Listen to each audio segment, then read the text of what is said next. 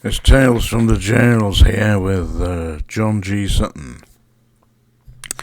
I'll talk today about His Majesty's Prison Norwich, yeah? Believe it or not. Yeah, I got a kind guy bought me a cup of coffee. I want to support this site. It's down here, yeah? And Ken, his name is. Anyway, Ken, hello there. Bought me a cup of coffee, so he asked me to talk about HMP Norwich. So I've had to look it up. Never been to HMP Norwich, but it looks like a typical Victorian cesspit.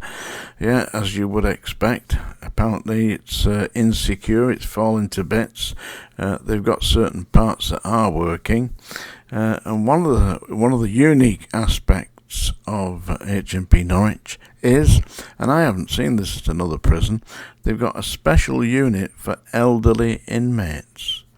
Now, elderly inmates, I mean, who are these elderly inmates? You know, people who are coming towards the end of life sentences, or people who will never get out, yeah?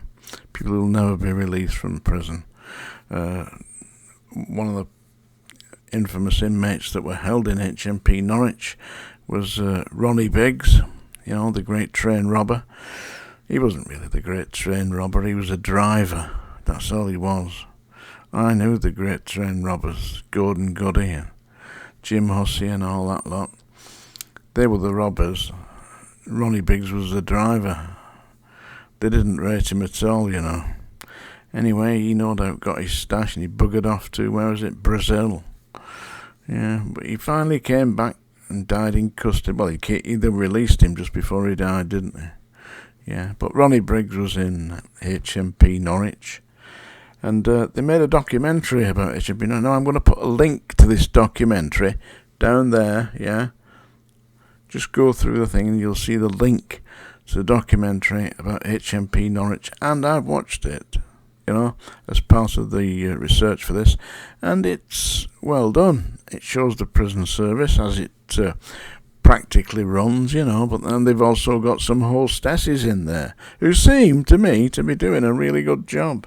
You know, they're doing in the censor's office and what have you, and dealing with the families, because a lot of people the children come to visit the parents in the family, the fathers, yeah.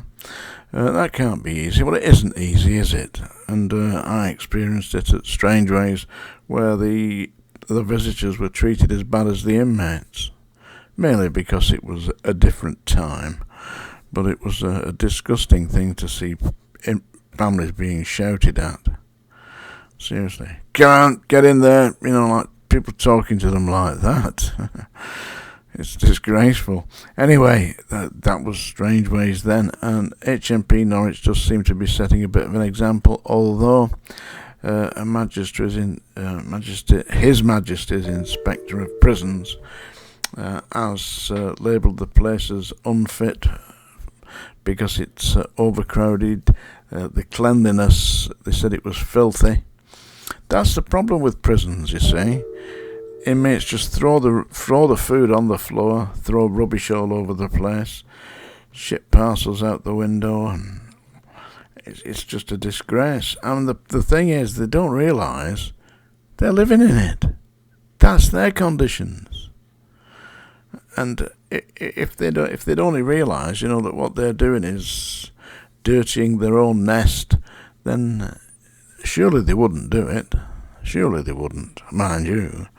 I've been to, I've seen houses where they've got like, one house near where I lived, 17 cars he had, and he got like a crane, a hijab, or whatever they call them, and he used to lift them up and drop them on top of each other, cut them up for scrap and all that, working in the middle of the night.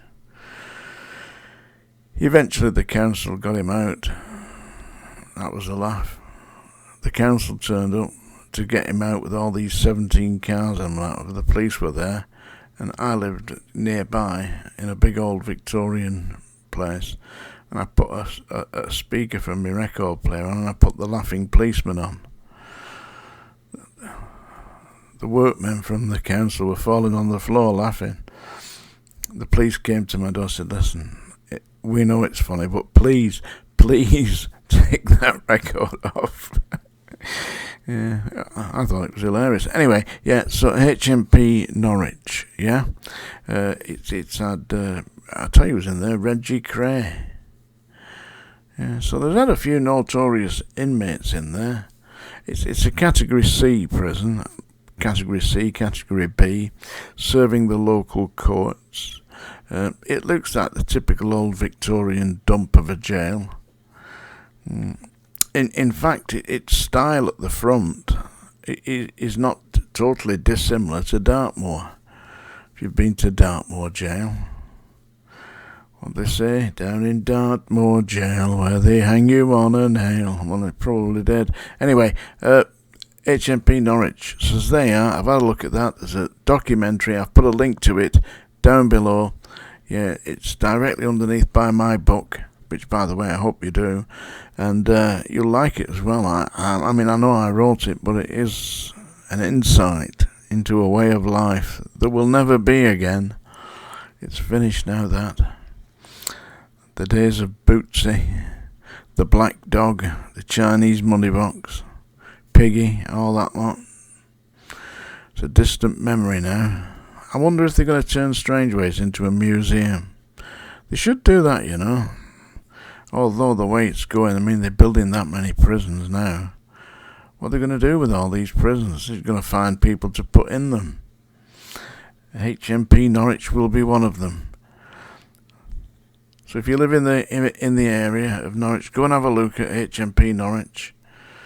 Give it a wave. Say, good luck, lads. It holds about 800 or 900 inmates, maybe a bit more than that, because it'll definitely be overcrowded. That was another comment by the inspectors. It was overcrowded, unclean, insanitary, all the rest of it. Just pretty much what you'd expect from a modern prison, eh? There you are. That's the song dinger. Run for the hills. Paula's, she's got a kilt on now, doing the Highland fling all around Glasgow. I belong to Glasgow, dear old Glasgow town. There's something the matter with Glasgow, it's going round and round. Yeah, it was going round and round when I was in Glasgow. I put a show on there at the camp. Was it the camp? Anyway, the Pavilion Theatre, yeah. Yeah, I think it's about 30 years ago now. It was called Stripperoke. Yeah. Ian Gordon was the manager. He got lifted by the Bailey. Yeah, they were looking for me, but I'd done a runner. I got in the car and I went to, where was it? Anyway, I went up to near Inverness. Yeah, on holiday. Yeah, here we go. I'm going to sing you a song now. You've been warned. Catherine, are you hanging around to listen to this? Yeah. Larry can't resist it, can he? He loves these songs, don't you, Larry? Larry dances with his goat while I sing. Anyway, this is dedicated to that shithouse from the Lost Prophets, yeah, who just managed to get himself sliced a bit. I don't advocate hurting people, and I don't want to witness it. I've seen enough of it.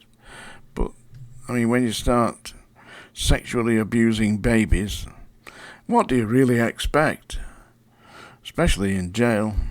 So this is dedicated to the former singer from the Lost Prophets called Ian Watkins. And this is a song made famous by Bobby Darin. Yes, folks, it's Mac the Knife. Oh, the shark has pretty teeth, dear, and he shows them pearly white. Just a jackknife as Mackie, dear, and he keeps it out of sight. Oh, when the shark bites with his teeth, dear, scarlet billows start to spread.